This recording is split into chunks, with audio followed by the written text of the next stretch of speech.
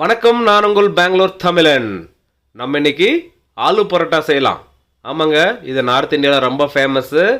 பிரேக்ஃபாஸ்ட்டுக்கு லஞ்சுக்கெல்லாம் ரொம்ப நல்லா இருக்கும் சாப்பிட்றதுக்கு. கண்டிப்பாக நீங்களும் இதே மாதிரி செய்யணும்னு இந்த வீடியோ முழுசாக பார்த்து செய்யுங்க, ரொம்பவே சூப்பராக வரும். செஞ்சு சாப்பிட்டு பார்த்துட்டு கமெண்ட்டில் சொல்லுங்கள் எப்படி இருந்தால் நான் தெரிஞ்சுக்கிறேன். அப்படியே நம்ம சேனலை சப்ஸ்கிரைப் பண்ணால் பார்த்துருந்தா சப்ஸ்கிரைப் பண்ணிட்டு பக்கத்துலேயே பெல் ஐக்கானை கிளிக் பண்ணிட்டு ஆல் என்ற பட்டனை கிளிக் பண்ணுங்க. அப்போ தான் அடுத்தடுத்து போடுற நோட்டிஃபிகேஷன் வரும் உங்களுக்கு.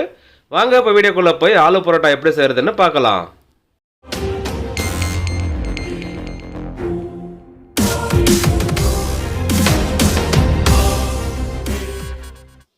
நம்ம இன்னைக்கு ஆலு பரோட்டா செய்ய போகிறோம். அதுக்காக 3 கிலோ உருளைக்கிழங்கு வேக வச்சு தோலெல்லாம் நீக்கிட்டு கிரேட் பண்ணிகிட்ருக்குறோம். இது முழுசாக கிரேட் பண்ணதுக்கப்புறம் மசாலா செய்ய போகிறோம். அதுக்கு ஒரு கடாயை வச்சுட்டு அதில் 200 ml ஆயில் ஊற்றிக்கலாம். இந்த ஆலு பரோட்டா மசாலா வந்து தாளிச்சும் பண்ணலாம், தாளிக்காமல் பண்ணலாம். நம்ம இன்றைக்கி தாளித்து தான் பண்ண போகிறோம். ஆயில் மிதமான சூடேறி வந்துருச்சு. சீரகம் போட்டுக்கலாம் 1 டேபிள் ஸ்பூன் அளவுக்கு. அடுத்ததாக பூண்டு சாப் பண்ணி வச்சுருக்கோம், அது ஒரு 2 டேபிள் ஸ்பூன் அளவுக்கு போட்டுக்கலாம். ஜிஞ்சரும் சாப் பண்ணி வச்சுருக்கோம், அது ஒரு 2 டேபிள் ஸ்பூன் அளவுக்கு போட்டுக்கலாம்.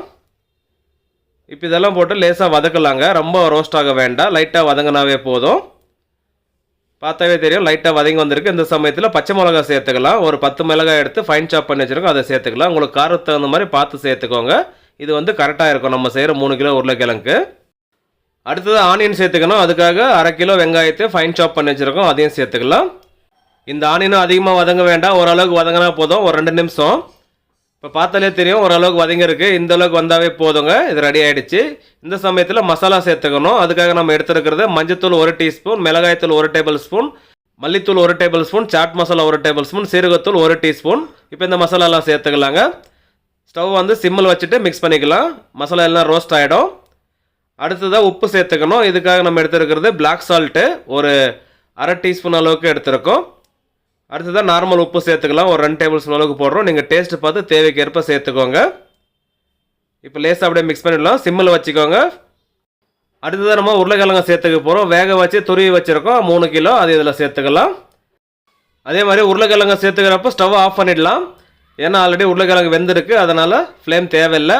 ஆஃப் பண்ணிவிட்டு அப்படியே மிக்ஸ் பண்ண ஆரம்பிக்கலாம். அதுக்கு முன்னே கஸ்தூரி மேத்தி கொஞ்சமாக போட்டுக்கலாம், ஒரு டீஸ்பூன் அளவுக்கு. மல்லியில் ஒரு கைப்பிடி அளவுக்கு சேர்த்துக்கலாம். இப்போ அப்படியே மிக்ஸ் பண்ண ஆரம்பிக்கலாம். நம்ம வந்து கையில் மிக்ஸ் பண்ணலாம், குடிப்பில் மிக்ஸ் பண்ணால் முழுசாக மிக்ஸ் ஆகாது. ஸோ அதனால் கையில் மிக்ஸ் பண்ணலாம் இந்த மாதிரி. இப்போ நல்லா மிக்ஸ் பண்ணி முடிச்சிட்டோம். பார்த்தாவே தெரியும் இந்த அளவுக்கு வந்தாவே போதுங்க. இது ரெடி ஆகிடுச்சு. இது ஒரு பக்கம் வச்சுட்டு அடுத்ததாக மாவு மிக்ஸ் பண்ணணும். அது எப்படின்னு பார்க்கலாம் வாங்க. நம்ம செய்ய போகிற ஆலு பரோட்டாக்கு 5 கிலோ கோதுமை மாவு எடுத்துருக்கோம், அதாவது ஆட்டாங்க. உப்பு போட்டுக்கலாம், ஒரு 2.5 டேபிள் ஸ்பூன் அளவுக்கு. நீங்கள் மாவு பேசுகிறப்போ டேஸ்ட்டு பார்த்து கூட சேர்த்துக்கலாம், இது கரெக்டாக இருக்கும். அடுத்ததாக தேவைக்கேற்ப தண்ணி சேர்த்து மிக்ஸ் பண்ண போகிறோம். தண்ணியோட அளவும் நான் உங்களுக்கு சொல்கிறேன், இருந்தாலும் மாவு வந்து டிஃப்ரெண்ட் இருக்கும். ஸோ அதனால் நீங்கள் பார்த்து சேர்த்துக்கோங்க. இப்போ வந்து முதல்ல ஒரு 2 லிட்டர் தண்ணி சேர்க்குறோம். தண்ணி சேர்த்துட்டு மிக்ஸ் பண்ணிவிட்டு தேவைப்பட்டால் சேர்த்துக்க போகிறோம். நம்ம எப்படி மிக்ஸ் பண்ணுறோமோ அதே மாதிரி மிக்ஸ் பண்ணுங்கள். அப்போ தான் உங்களுக்கு பர்ஃபெக்டான ஒரு டோ ரெடி ஆகும். இந்த டோ வந்து நம்ம சொல்கிற மாதிரி கரெக்டாக மிக்ஸ் பண்ணிங்களன்னா உங்களுக்கு சாஃப்டாக இருக்கும் அந்த ஆலு பரோட்டா, இல்லைனா ஆடாயிடும். அதனால தான் சொல்கிறேன், ஸ்டெப் பை ஸ்டெப்பாக சொல்கிறோம். க்ளீனாக வீடியோ பார்த்து செய்யுங்க, சூப்பராக வரும். மொத்தமாக இதுக்கு நம்ம ஒரு 3 லிட்டர் தண்ணி சேர்த்துருக்கோம். இப்போ வரைக்கும் தேவைப்பட்டால் தண்ணி சேர்த்துக்க போகிறோம். இதுவே கரெக்டாக இருக்கும்னு நினைக்கிறேன். நம்ம எப்படி மிக்ஸ் பண்ணுறோமோ அதே மாதிரி தான் மிக்ஸ் பண்ணணுங்க. இப்போ மாவெல்லாம் நல்லா ஒன்று சேர்ந்துருச்சு பாருங்கள். தண்ணியும் கரெக்டாக இருக்குது. இந்த பதம் வந்தாவே போதும். இப்போ இதை ஒரு 5 நிமிஷத்துக்கு நம்ம எப்படி ப்ரெஸ் பண்ணுறோமோ அதே மாதிரி ப்ரெஸ் பண்ணணும். அந்த மாவை திருப்பி போட்டு ப்ரெஸ் பண்ணிகிட்டே இருக்கணும். ஒரு 5 நிமிஷம் மிஸ் பண்ணாமல் பண்ணுங்கள். அதுக்கப்புறம் பாருங்கள் நல்லா சாஃப்டாகி வரும். இப்போ பார்த்தாவே தெரியும் நல்லா சாஃப்ட் ஆகிடுச்சு பாருங்கள். இந்த மாவு நம்ம எடுத்து உருண்டை பிடிக்கிறப்போ அந்த சாஃப்ட்னஸ் தெரியும் நம்மளுக்கு. இந்த அளவுக்கு வந்ததுக்கப்புறம் இதை அப்படியே உருண்டை பிடிச்சிட்டு லைட்டாக ஆயில் சேர்த்துக்கலாங்க. இதுக்காக நம்ம எடுத்துருக்கிறது ஒரு 50 ml ஆயில் சேர்த்துருக்கோம். ஏன்னா மாவு ட்ரை ஆகாமல் இருக்கணும், கொஞ்சம் சாஃப்டாக இருக்கும். அதனால தான் இந்த மாதிரி ஆயில் சேர்க்குறோம். இப்போ அப்படியே லேசாக பிசைஞ்சிக்கலாம். இந்த மாதிரி அதிகமான குவான்டிட்டியில் யாருமே சொல்லி கொடுத்துருக்க மாட்டாங்க ஆலு பரோட்டா செய்கிறதுக்கு. நம்ம வீடியோ பார்த்தீங்களன்னா ஒரு ஹோட்டல் வச்சுருந்தீங்கன்னா உங்களுக்கு ரொம்பவே யூஸ்ஃபுல்லாக இருக்கும். அதே மாதிரி வீட்டில் செய்கிறவங்களுக்கும் ஒன்றும் கஷ்டம் இல்லைங்க.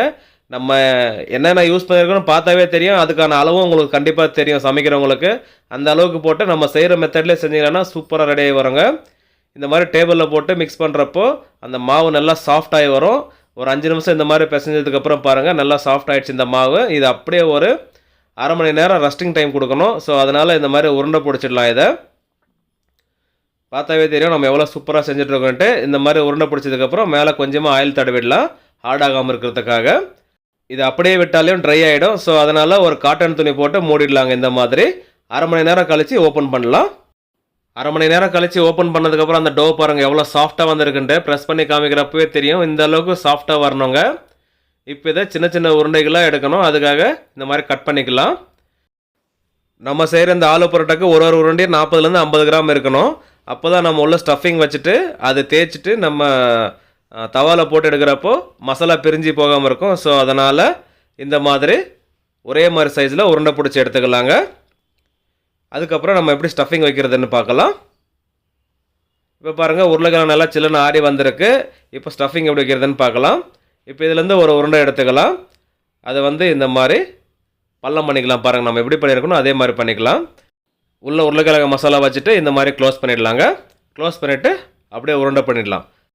இருங்க உங்களுக்கு இன்னொரு உருண்டை எடுத்து எப்படி செய்கிறதுன்னு க்ளீனாக காமிக்கிறேன், பார்த்துக்கோங்க. ஒரு மாவு உருண்டை எடுத்துகிட்டு இந்த மாதிரி நடுவில் பள்ளம் பண்ணுறோம் பாருங்கள். அதுக்கப்புறம் மசாலா வச்சுட்டு அப்படியே க்ளோஸ் பண்ணுறோம். மசாலா வெளியே வராத மாதிரி ப்ரெஸ் பண்ணிவிட்டு உருண்டை பிடிச்சவே ரெடி ஆகிடுச்சிங்க. இதே மாதிரி மீதி இருக்கிற உருண்டைகளெல்லாம் ஆலு ஸ்டஃபிங் வச்சுட்டு ரெடி பண்ணி எடுத்துக்கலாம். நம்ம இன்றைக்கி செஞ்சுருக்கிறது 200 ஆலு பரோட்டாங்க. நம்ம ரெடி பண்ண 200 உருண்டைகள்லேயும் உருளைக்கிழங்கு ஸ்டஃபிங் வச்சு முடிச்சாச்சு.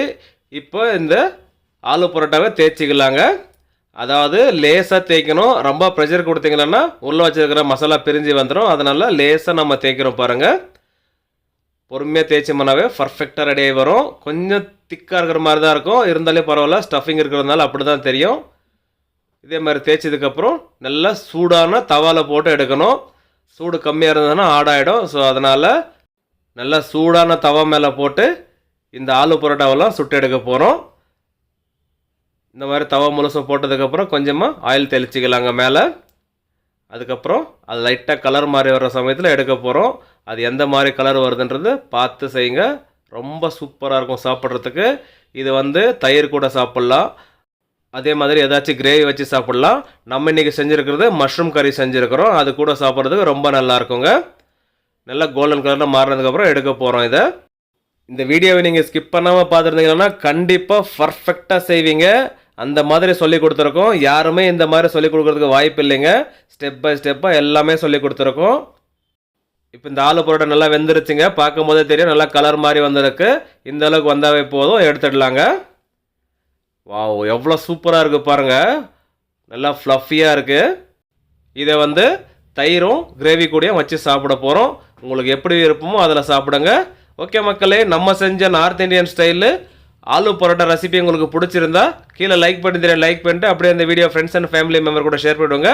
முக்கியமாக ஹோட்டலில் வேலை செய்கிறவங்களுக்கு, ஹோட்டலில் வச்சுருவங்களுக்கு இந்த ரெசிபியை ஷேர் பண்ணிவிடுங்க. அவங்களும் செஞ்சு சாப்பிட்டு பார்க்கட்டும். நம்ம செஞ்ச இந்த பரோட்டா ரெசிபி உங்களுக்கு பிடிச்சிருந்தா ரெட் கலர் ஆட்டை கமெண்ட்டில் போட்டுட்டு அப்படியே நம்ம சேனலை சப்ஸ்கிரைப் பண்ண பார்த்தீங்கன்னா சப்ஸ்கிரைப் பண்ணிட்டு பக்கத்தில் பெல் ஐக்கான கிளிக் பண்ணிட்டு ஆல் என்ற பட்டனை கிளிக் பண்ணுங்க. அப்போ தான் அடுத்தடுத்து போடுற நோட்டிஃபிகேஷன் வரவங்களுக்கு மேலும் சப்போர்ட் பண்ணிட்டாங்க. மீண்டும் அடுத்த வீடியோவில் சந்திப்போம். பாய்.